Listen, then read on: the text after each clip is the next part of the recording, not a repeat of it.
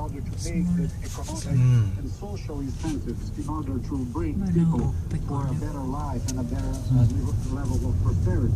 If you don't tackle the social issue and just go for command and control, we'll never solve the problem. It's a simultaneous strategy in order to implement that challenge of reducing deforestation. $10 billion a year, that seems an awful lot of money. I mean, what are you going to do up front to persuade potential donors that you're serious about stopping deforestation or slowing it down? There's a differentiation needed to be done. What is being called upfront is just $1 billion, just 10% of which is going to be for 1/3 for command and control, fiscalization, and 2/3 for this economic incentive. It's very important. They put the my mind in the trunk. Yeah.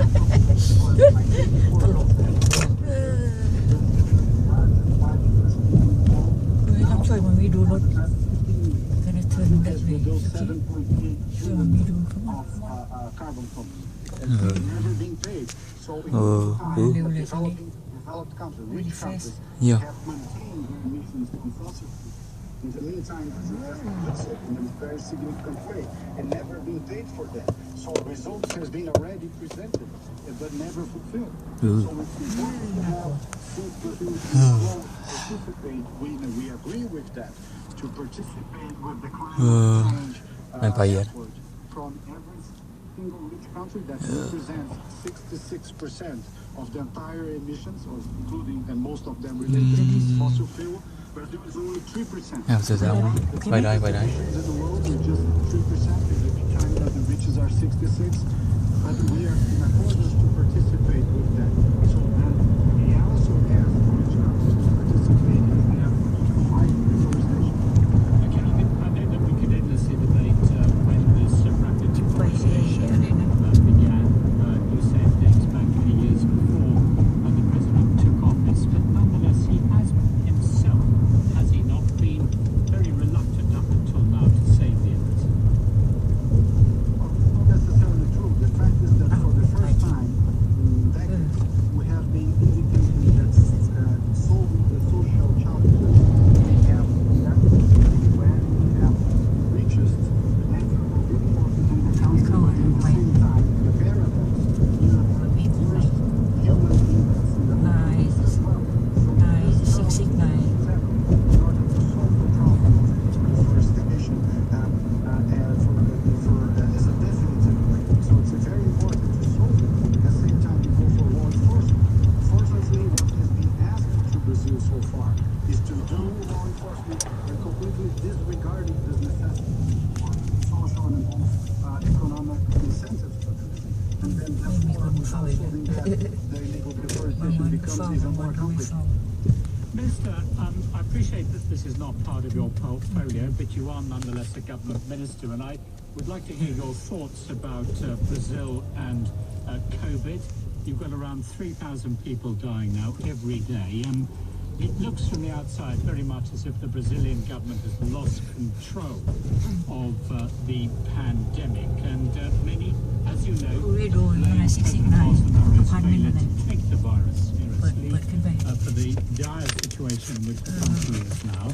What do you say to that?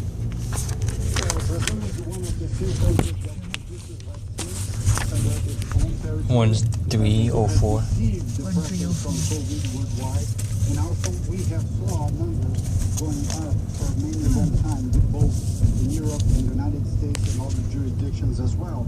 Since it began earlier in other jurisdictions, it was controlled earlier in other jurisdictions. Brazil, unfortunately, is facing this the top of the pandemic. It began to go down, it's getting slowly a little bit now, and we expect to be people being vaccinated at a large scale within the next month or 2 months. So it's important to have in mind that Brazil is a very, very large country with 210 million, and that makes logistic challenges even more complex. Okay, that's your vaccination program, but I just wonder whether your president has moved on from those days when he described coronavirus as a little flu.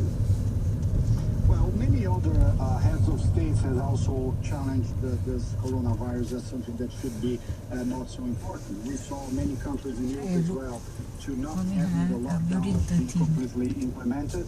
Vaccination in Europe is not reaching the number that's supposed to reach. And this is a rhetoric. Those, Minister, with all due respect for what might be described as administrative failures, but to actually almost deny or minimize coronavirus as a disease is something entirely different, and that seems to be the approach of your president. Well, it's a matter of minimize. As differently from rich countries where people have savings and they can live at home in a lockdown in a different way. The Brazilian president has said that unfortunately is a poor country or as a developing country as Brazil is. No, stop. Stay at home It's broken. going to work every day. So Sidewalk. it's a different approach that is necessary to be implemented for different situations. Audio. They lose their livelihoods if they stay at home, but if they leave their homes, they lose their lives. Well, the problem is that you ask people to stay at home if they don't have the means to stay at home. So we are condemning people, we are giving people no options to survive. So it's important to have different approach in different situations. You don't have the same formula to be implemented everywhere. You have to adapt to that. That's why President Bolsonaro has also called the attention for this differentiation that is necessary. Mr. Salles, many thanks. That was Brazil's Environment Minister, Ricardo Salles. North Korea this week marked the birthday of the country's founder, Kim Il-sung, who ruled the country from 1948 to 1994. For much of that time, North Korea exercised considerable influence in what then called Third World nations, training anti-imperialist guerrilla fighters, for instance, completing building projects in developing countries. Its outward-looking policies of the time were in marked contrast to the isolated nation it has become, rebuffed by the West because of its nuclear ambitions and mocked because of the bombastic statements of its current leader, Kim Jong-un.